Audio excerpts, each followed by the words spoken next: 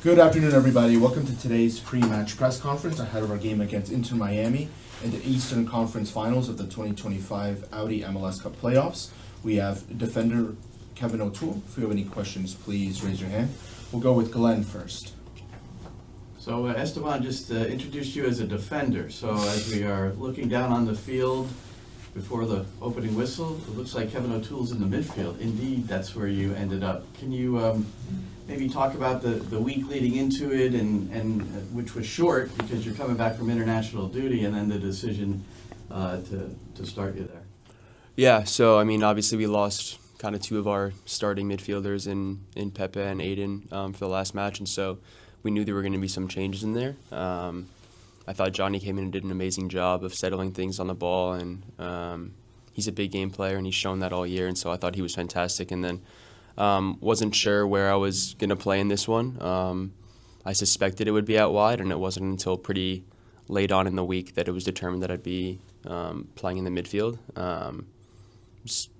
Close to like a game time decision, but I was in the back of my mind just kind of prepared for that moment and that opportunity. So it's obviously like a very hectic and physical game, and I think it took a bit to settle into the pace of it, but I think once we did, we were a lot more assured and put up a good fight. So during the run of play throughout the season, there's times where you've essentially become the six just because of how the game is flowing.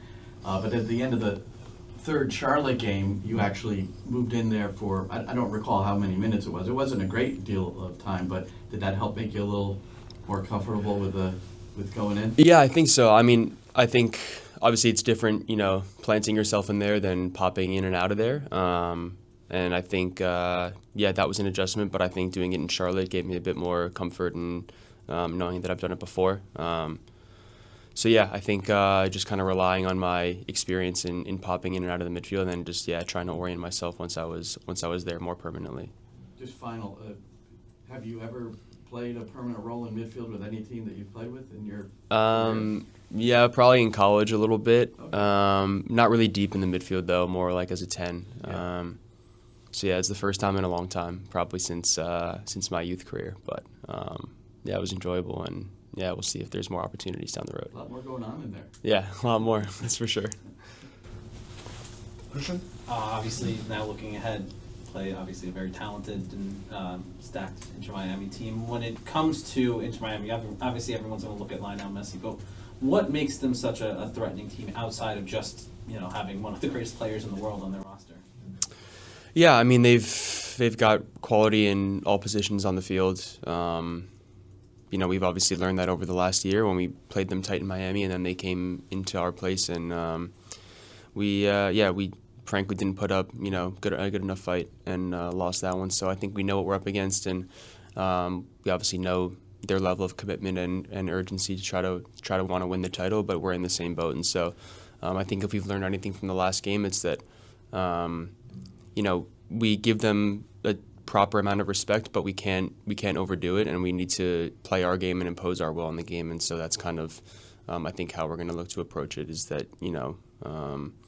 we gotta leave our imprint on the game, and that's going to be the way that we go out and win it.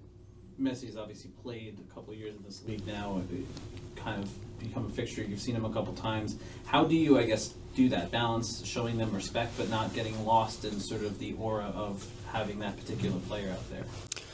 Yeah, I think we will rely on our experience playing against him. I think barring the last game, we've done decently well in managing him in certain parts of the field, and so I think we just need to rely on our experience of playing against him and the other big names they have in the team. And I think that'll this will be the 6th or 7th time I think we've come up against this team, and so I think we'll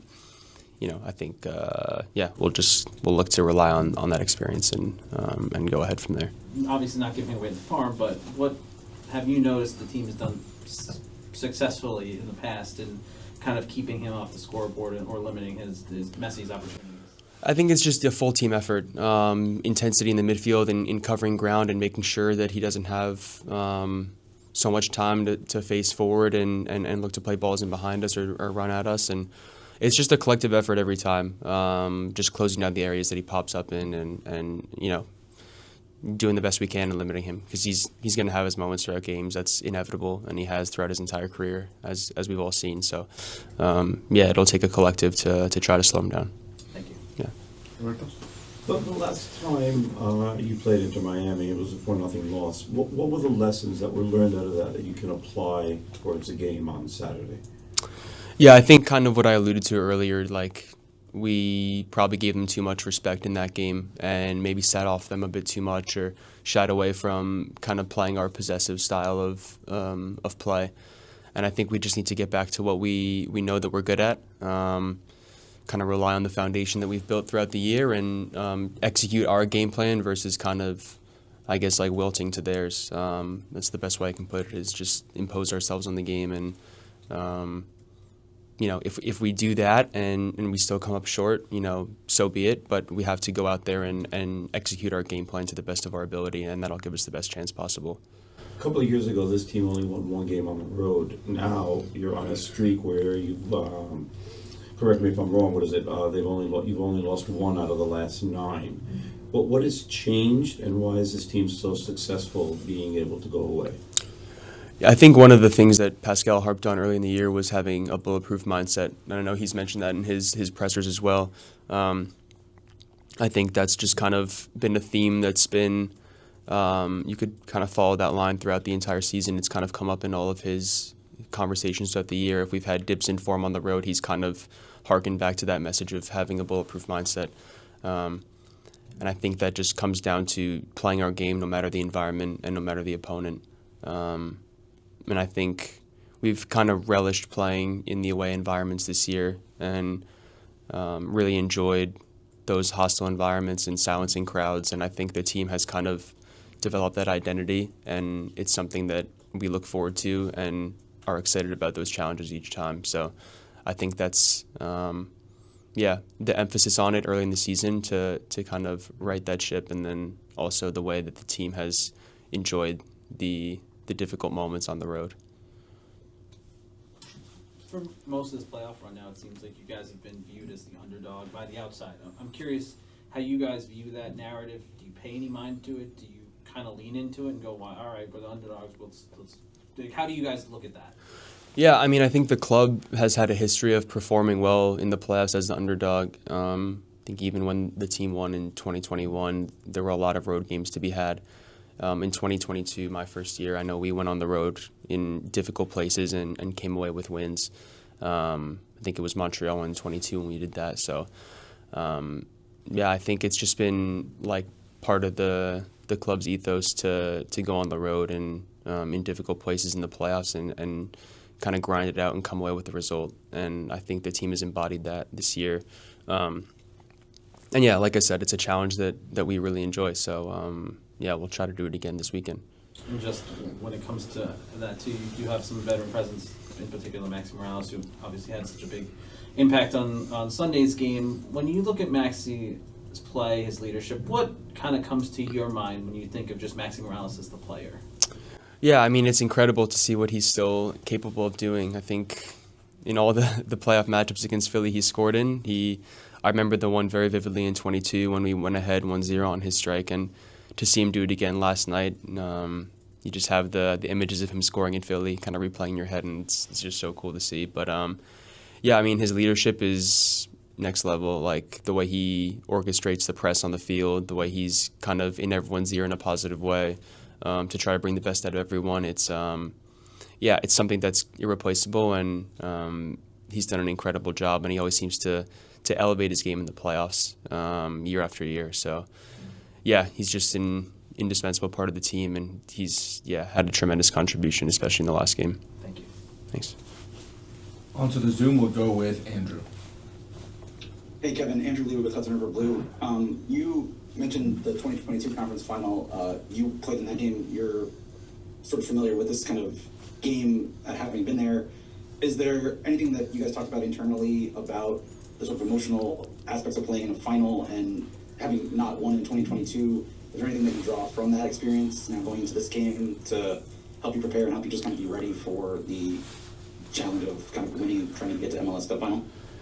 Yeah, I mean, I think we've tried to approach each game with the same mentality and same approach. You know, the preparation stays the same each week because that's what's gotten us to this point. So not a whole lot changes. I think, you know, as conversations go on the rest of the week, I think some of the veteran guys in the group and guys that have had that experience can kind of share what they felt in those games and what to expect from the speed of play and the atmosphere.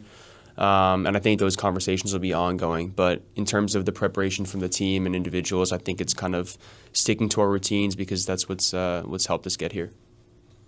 Scott? Hey Kevin, how are you? It's Scott Church in Street Punk Soccer. A couple minutes ago, you were just talking about Maxime Morales. Let's switch it up a little bit, go a little younger. Give your thoughts on Johnny Shore during these playoffs. Thanks. Yeah, Johnny's been a beast.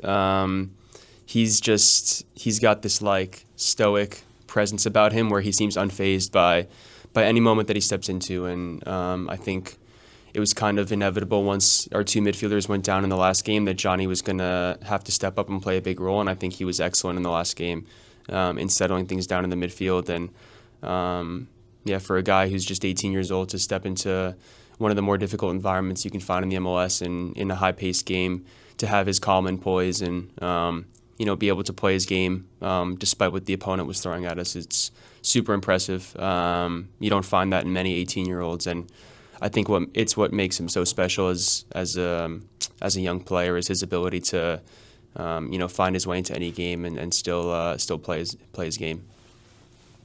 Anyone else?